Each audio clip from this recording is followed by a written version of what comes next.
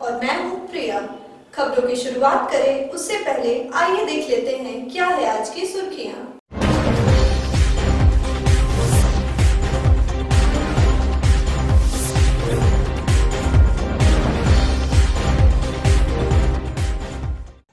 अलग अलग हत्या के 2 मामले का पुलिस ने किया उद्भेदन, 2 आरोपी गिरफ्तार। हीरोडीह व मुफस्सिल थाना पुलिस ने अवैध शराब को लेकर चलाया अभियान, एक धंधेबाज गिरफ्तार। सीटीओ के बाद शुरू हुआ ओपन कास्ट परियोजना रोड सेल, विधायक सुदेव कुमार ने नारियल फोड़ किया शुभारंभ। और सरस्वती पूजा को लेकर बेंगाबाद थाना में हुई शांति समिति की बैठक, सीओ और थाना प्रभारी ने पूजा को लेकर दिया दिशा निर्देश।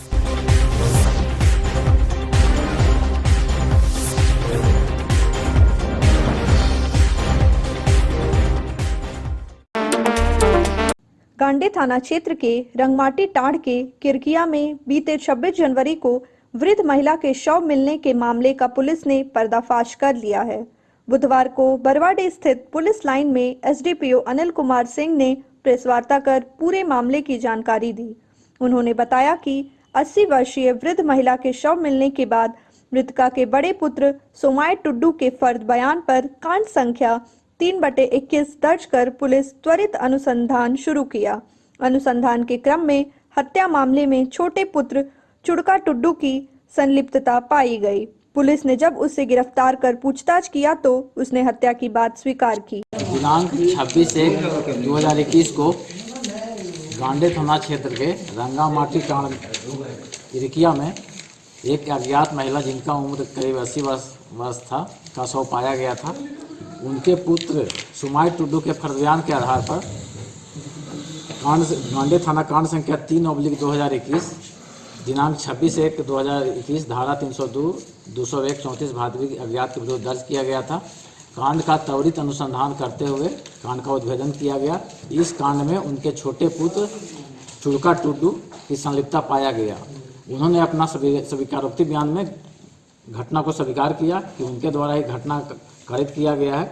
घटना के कारण के संबंध में पूछने पर बताया कि चूंकि उनका खेत में जो पेड़ लगा हुआ था, पेड़ के बंटवारा को लेकर के और कुछ ज़मीन का बंटवारा को लेकर के आपसी रंजिश थी और वे क्षुब्ध होकर चूंकि उनकी माँ जो थी बड़े भाई सुमाय टुड्डू का पक्ष लेती थी, इसलिए उनका हत्या कर दिया। हत्या किया गया था, वे घटनास्थल से पत्थर उठाकर उनको 3 बार प्रहार किए थे सर के बाएं तरफ, और पत्थर से सर कुचल कर ही अपनी मां को उनके द्वारा हत्या किया गया था।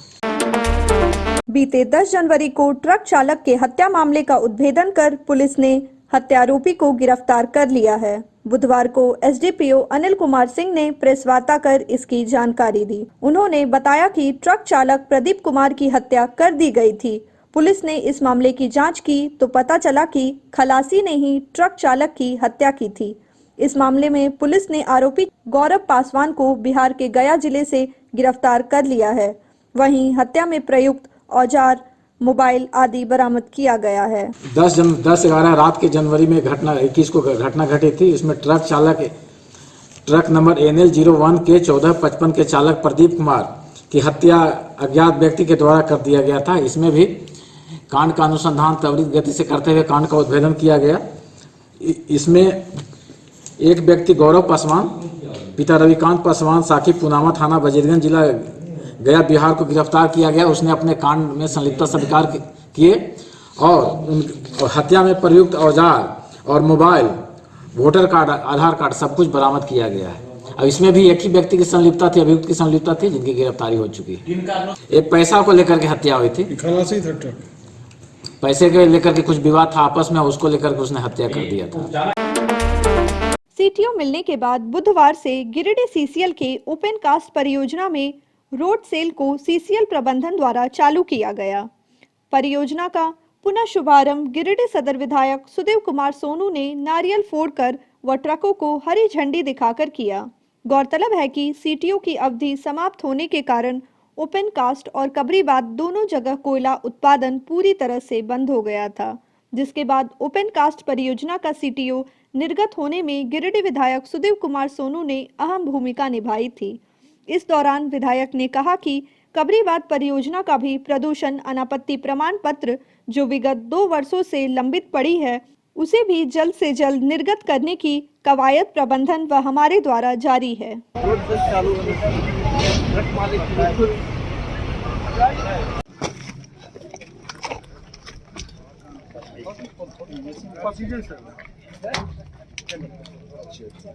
जय श्री राम।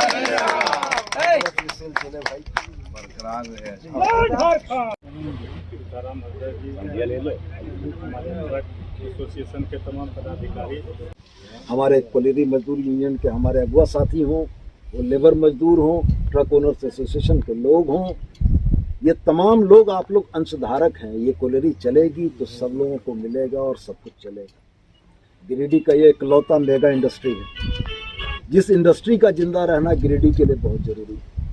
अगर ये इंडस्ट्री बंद होती तो इसका सीधा नुकसान गिरिडीह के लोगों को उठाना पड़ेगा। व्यक्तिगत मतभेद हो सकते हैं, आपस की बातें हो सकती हैं, कम और ज़्यादा के मसले हो सकते हैं, लेकिन ये तमाम मसले हम लोग बैठकर आपस में सुलझा सकते हैं। लेकिन वो बड़ा मसला कोलेरी चले, इसके बाद ही उन बातों के ऊपर बात करें। तो जो बातें पीओ साहब ने अभी कही, हम भी आपसे ये कहना चाहेंगे कि व्यावसायिक हित महत्वपूर्ण है किसी भी संस्थान को चलने। कोयला अगर बिकेगा तो मजदूर को रोजी मिलेगी। कोयला अगर बिकेगा तो ट्रक मालिकों के जेब में पैसे आएंगे कि टैक्स से लेकर किस्ती तक भरा जा सके।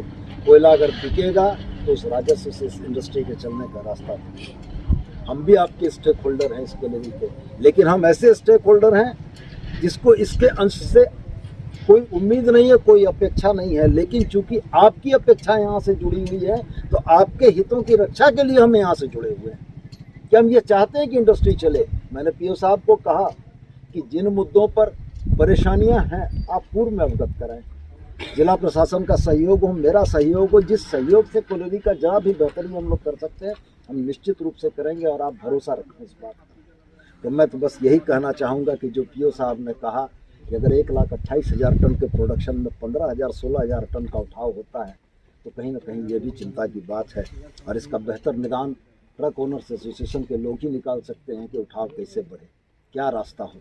हम नहीं जानते हैं व्यावसायिक मामले क्या हैं, आर्थिक मामले क्या हैं, उसको उठाने से आपको नुकसान है कि नफ़ा है हमें नहीं मालूम है, लेकिन हमको ये जरूर दिखता है कि पीओ साहब की बातों में बड़ी सच्चाई है कि 1,28,000 के विरुद्ध अगर 15,000-16,000 टन कोयला उठेगा तो इस इंडस्ट्री को बचा पाना फिर बड़ा मुश्किल है। रह गई बात कबरीबाद की, तो मुझको पूरी तरीके से याद है, हमने कहा था, मैंने माननीय सांसद आदरणीय चंद्र प्रकाश चौधरी जी से भी इस बात के लिए आग्रह किया है, चूँकि 29 जनवरी से सदन का सत्र चल रहा है, तो मुझको ये मालूम था कि माननीय सांसद दिल्ली में रहेंगे और टर्म ऑफ रेफरेंस चूँकि मिनिस्ट्री ऑफ एनवायरनमेंट फॉरेस्ट से डिक्टेट होता है या वहाँ से आएगा, और केंद्र सरकार के उपक्रम में बतौर विधायक मेरा उतना वजूद नहीं है, मेरी उतनी ताकत नहीं है जितना माननीय सांसद का है।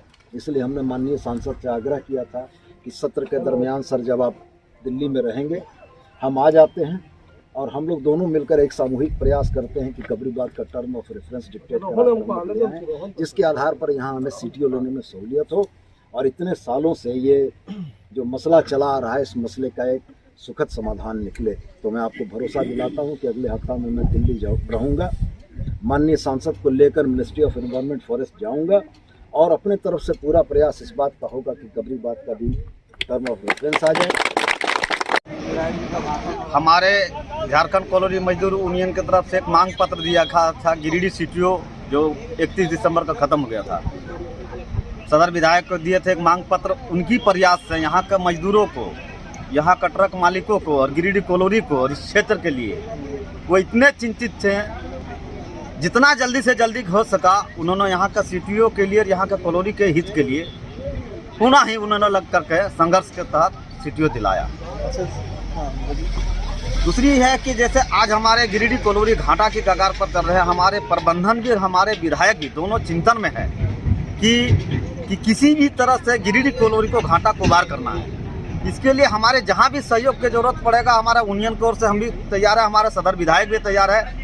कोलोरी के अच्छा ढंग से चले और इस क्षेत्र का भविष्य कामना के लिए उन्होंने लगातार प्रयास रहा।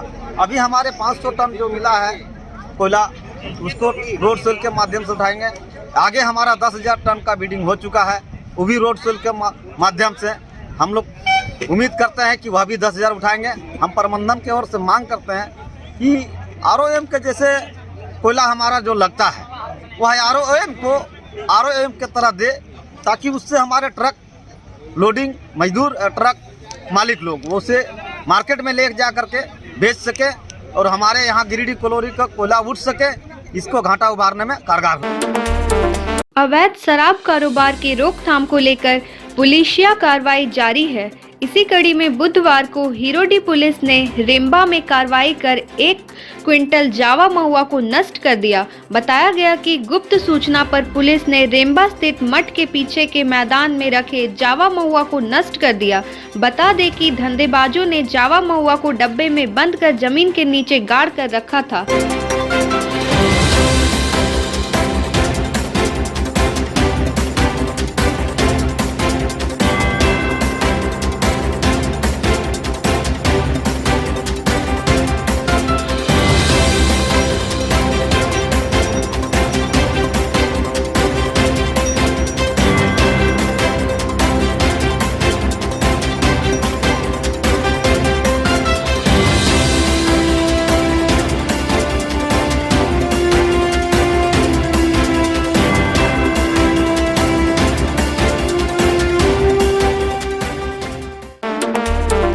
मुफस्सिल थाना पुलिस ने दुधपनिया गांव में शिवचरण हेम्ब्रम के घर छापेमारी कर 40 लीटर अवैध महुआ शराब और कच्चा महुआ बरामद किया है।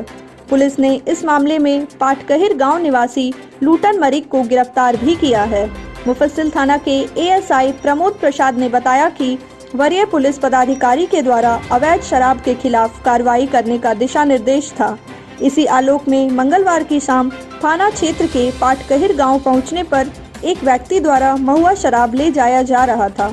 उसे पकड़कर पूछताछ करने के बाद दुधपनिया गांव के शिवचरण हेम्ब्रम के घर छापेमारी की गई, जहां से भारी मात्रा में अवैध शराब और स्प्रिट और कच्चा महुआ जब्त किया गया।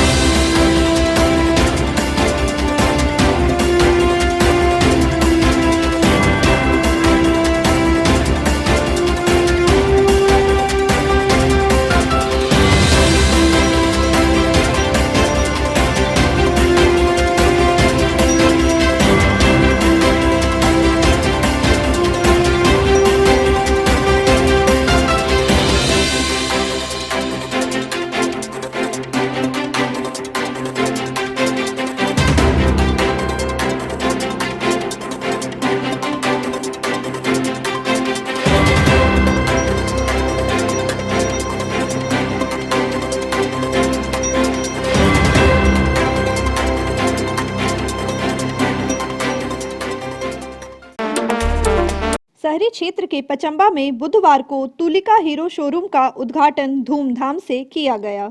शोरूम का उद्घाटन रुक्मिणी सराफ व मोटोकॉर्प के जोनल हेड ईस्ट स्वामीनाथन ने दीप प्रज्वलित कर एवं फीता काट कर किया। उद्घाटन अवसर पर केक काटकर 100 million special Hero edition bike की लॉन्चिंग भी की गई। उद्घाटन मौके पर प्रदीप जैन, अंकित जैन, तुलिका जैन, भावना जैन आदि लोग उपस्थित थे।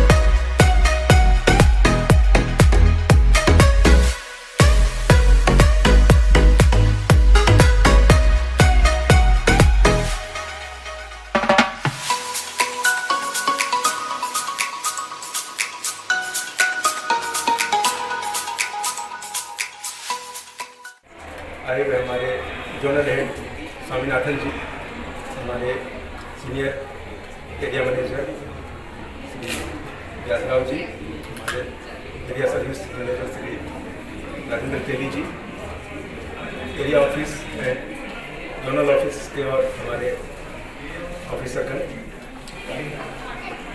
दूर से आए हुए हमारे सुदूर क्षेत्रों से हमारे डीलर बंधु विनीत जी, मिट्टू जी, मयंक जी, रोहित, भरत जी और उनके पुत्र, इन सबका मैं हार्दिक रेडी के धरती पर स्वागत करता हूँ।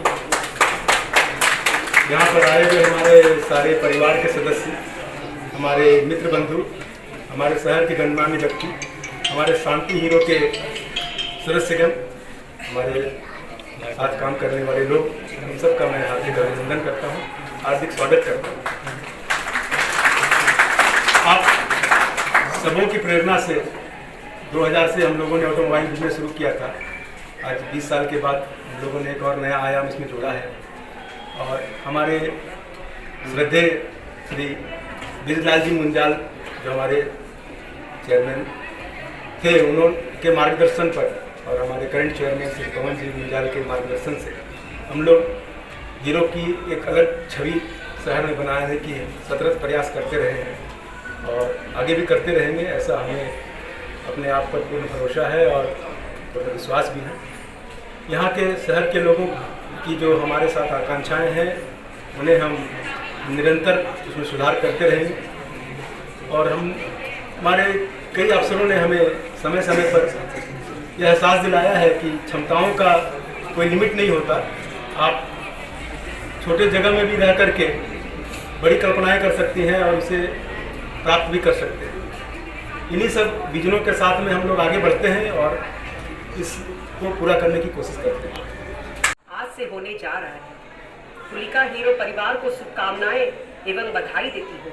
दिल से दुआ देती हूँ तुलिका हीरो शोरूम नित्य नए बुलंदियों को शिखर को छुए और कीर्तिमान बने। मेरे लिए बहुत खुशी के पल हैं, आनंद के क्षण हैं। आज मैं गौरव के पल को आप सभी के साथ शेयर करना चाहती हूँ। मैं अखिल भारतीय मारवाड़ी मेला सम्मेलन गिरिडीह शाखा और भारत विकास परिषद गिरिडीह ब्रांच की भी अध्यक्षा हूँ, लेकिन उन सबसे ऊपर मैं एक माँ हूँ। मेरे बेटे अंकित, शुभम और बेटी डॉक्टर देवांशी अपने अपने कार्य क्षेत्र में निरंतर आगे बढ़ रहे हैं, उन्नति की शिखर पर छू रहे हैं। मैं गौरवान्वित हूँ। अंकित मेरा बेटा ने इस शोरूम का नाम तुलिका हीरो को रखकर मेरे अभिमान को ऊंचा किया है, मेरे गौरव को बढ़ाया है। साथ में अपनी नानी मेरी माँ से फीता कटवा कर ग्रैंड ओपनिंग करवाया है। जो बुजुर्ग सम्मान इसने मेरी माँ को दिया है, माँ को तो दिया ही है, जिसने मुझे सम्मान दिया है, जिसे मैं शब्दों से बयान नहीं कर सकती। आज मेरा रोम से आशीर्वाद मिल रहा है कि भगवान ये खूब उन्नति को छुए और ये शोरूम अपनी नित नए शिखर को छुए। आज मेरे हृदय हमारे तुलिका हीरो का शुभ उद्घाटन हुआ है हमारे zonal head east B Swaminathan sir के कर्मों द्वारा और हमारी नानी जी श्री रुक्मिणी शराफ के मध्य रुक्मिणी शराफ के द्वारा, और बहुत आनंद का हर्ष का समय है। आप सबों के लिए आपका हीरो आपके और नज़दीक आ गया है और हम आशा करते हैं कि हम आपकी आकांक्षाओं पर खड़े उतरे। सरस्वती पूजा के मद्देनजर विधि व्यवस्था बनाए रखने को लेकर थाना स्तर पर शांति समिति की बैठक की जा रही है।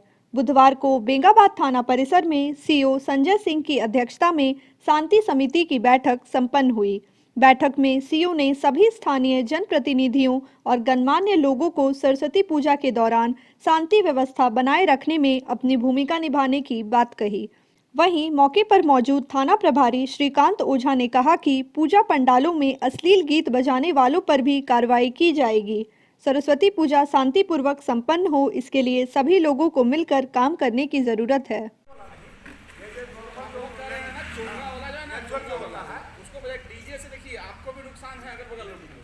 कल मीटिंग डिसाइड किए हैं डीजे वाले लोग, प्रशासन को जो भी है तो उनका जो आदेश आता है उनका पालन तो सभी को करना है। ठीक है। सरस्वती पूजा को लेकर बेंगाबाद थाना परिसर में एक शांति समिति की बैठक आयोजित की गई। एक्चुअली शांति समिति की बैठक का उद्देश्य जो सरस्वती पूजा हमारा आगामी शायद 16 फरवरी को होने वाला है, उसको लेकर कि शांतिपूर्वक पूरा क्षेत्र में हर्षोल्लास के साथ कोविड-19 के नियमों का पालन करते हुए सरस्वती पूजा मनाएं। कहीं भी विधि व्यवस्था भंग होने की संभावना न रहे, इसके लिए इस बैठक में हम लोगों ने ज़रूरी निर्देश दिए हैं, जिससे व्हाट्सएप पर कंट्रोल हो, क्षेत्र में विसर्जन से संबंधित हो, मूर्ति से संबंधित हो, अन्य सभी तरह गाइडलाइंस के बारे में उन्होंने दिशा निर्देश दिया है और आपस में विचार विमर्श किया है, ताकि शांति और सौहार्दपूर्ण वातावरण में सरस्वती पूजा मनाया सके। प्रशासन की ओर से संवेदनशील या अन्य आवश्यकता वाले जगहों पर फोर्स और मजिस्ट्रेट की डिप्यूटेशन भी की जाए। की भांति इस वर्ष भी सरस्वती पूजा को शांति एवं सौहार्दपूर्ण वातावरण मनाने के लिए बैठक आयोजन किया गया था। इसकी अध्यक्षता हमारे जिलाधिकारी महोदय के द्वारा की गई और सभी गणमान्य लोग उपस्थित हुए। शांति एवं सौहार्दपूर्ण वातावरण में मनाने के लिए ही बैठक की गई थी और सभी प्रस्ताव सर के द्वारा कर दिया गया था। सभी तरह का चर्चा सर के द्वारा की गई है। विशेष रूप से डीजे साउंड को लेकर के चर्चा हुई। डीजे पर पूर्ण रूप से प्रतिबंध रहेगा। चोंगा बजेगा, वो मीठे साउंड में बजाया जाएगा, भक्ति ही बजाएगा लोग गाने, और असली गाना किसी भी परिस्थिति में नहीं बजा दिया जाएगा। बजाने के बाद इस पर कानूनी कार्रवाई की जाएगी। अभिभावकों से भी आग्रह किया गया है कि ये सभी सरस्वती पूजा के अवसर पर अपने बच्चों को फूहड़ गाना नहीं बजाने दें। कोई नशा पान का सेवन नहीं करे लोग। देवरी थाना परिसर में बुधवार को अंचल अधिकारी सुधीर कुमार की अध्यक्षता में थाना दिवस का आयोजन किया गया। थाना दिवस में जमीन से संबंधित कुल 9 विवादित मामले सामने आए, जिसमें 7 मामलों का निष्पादन किया गया, जिसमें दोनों पक्षों के लोग उपस्थित थे। वहीं 2 मामले का निष्पादन एक पक्ष की अनुपस्थिति रहने के कारण नहीं हो सकी। इस मौके पर एएसआई प्रशांत कुमार, एएसआई विनय कुमार सिंह समेत कई ग्रामीण मौजूद थे।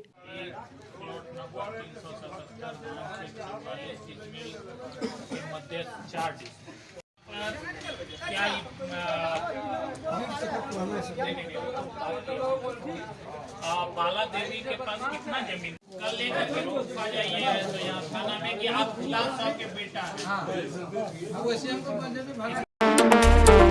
बेंगाबाद प्रखंड के शोनाबाद पंचायत भवन में बुधवार को सामाजिक सुरक्षा पेंशन योजना को लेकर कैंप का आयोजन किया गया। शोनाबाद पंचायत के पंचायत सेवक स्टीफन मरांडी ने ग्रामीणों से पेंशन संबंधित फॉर्म फिलअप करवाया।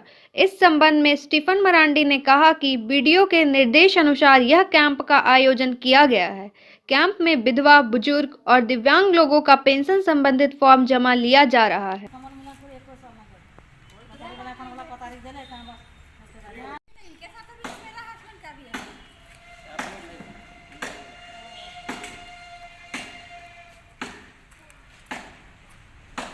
सोनबाद के सचिवालय में पेंशन वृद्धावस्था पर राज्य वृद्धावस्था पेंशन लेने के लिए कैंप लगाया गया है। ये सरकारी आदेश और बीडीओ बेंगाबाद के निर्देशानुसार ये कैंप लगाया जा रहा है। इस कैंप में मुख्यमंत्री राज्य वृद्धावस्था पेंशन के लिए उम्र सीमा 60 से ऊपर और ration card, voter ID card और आधार कार्ड का होना बहुत ज़रूरी है। जो व्यक्ति इसमें आधार कार्ड या राशन कार्ड नहीं लगा पाएंगे वे पेंशन लेने लायक नहीं होंगे। अभी तक कुल कितने आवेदन मिला सर? अभी तक हमारे यहाँ 15 आवेदन प्राप्त हुआ है और अभी जारी है। अब लोग कवर किया गया है, लोग आने वाले हैं। सदर प्रखंड के टेलोदी पंचायत में लोहपिट्टी में महिलाओं के लिए सिलाई सेंटर का उद्घाटन टेलोदी मुखिया रिजवान खातून के हाथों फीता काटकर किया गया। मौके पर मुखिया रिजवान खातून ने कहा कि इस सिलाई सेंटर में यहां के आसपास के बच्चियों एवं महिलाओं को बेहतर तरीके से सिलाई सिखाने का मौका मिलेगा, जिससे महिलाएं व युवतियां रोजगार पैदा करेगी और खुद पर आत्मनिर्भर बनेगी।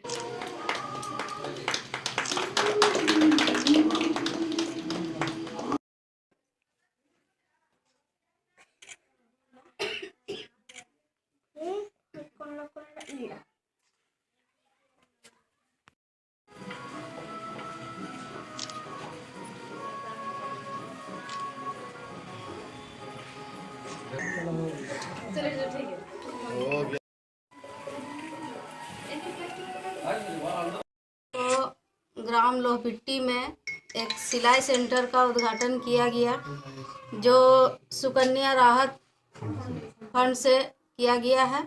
इसमें मुख्य रूप से भूमिका निभा रही है बबीता जी और ललिता जी, जिनका बहुत बहुत आदर करती हूँ।